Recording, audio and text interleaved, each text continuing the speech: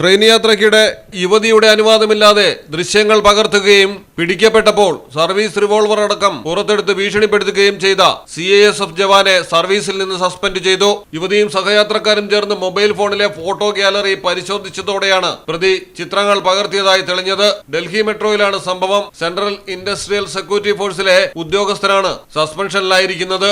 Metro യാത്രയ്ക്കിടയിൽ ദൃശ്യങ്ങൾ പകർത്തുന്നതായി സംശയം തോന്നിയ യുവതി സംഭവം ചോദ്യം ചെയ്തു. ഒപ്പമുണ്ടായിരുന്ന യാത്രക്കാർ ഫോൺ കാണിക്കാൻ ആവശ്യപ്പെട്ടപ്പോൾ പ്രതി ആദ്യം നിഷേധിച്ചു.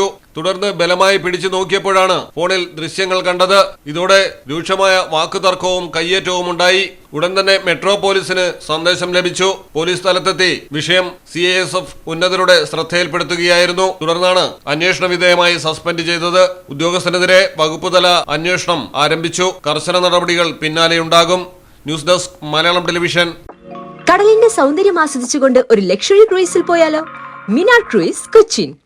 എല്ലാവിധ സുരക്ഷാ മാനദണ്ഡത്തോടു കൂടിയുള്ള ഒരു ആഡംബര യാത്ര, അതും കൊച്ചിയിൽ. യാത്രയ്ക്കൊപ്പം ഭക്ഷണവും വിനോദ പരിപാടികളും. ഫോൺ 8089 021 666 7034 191 993.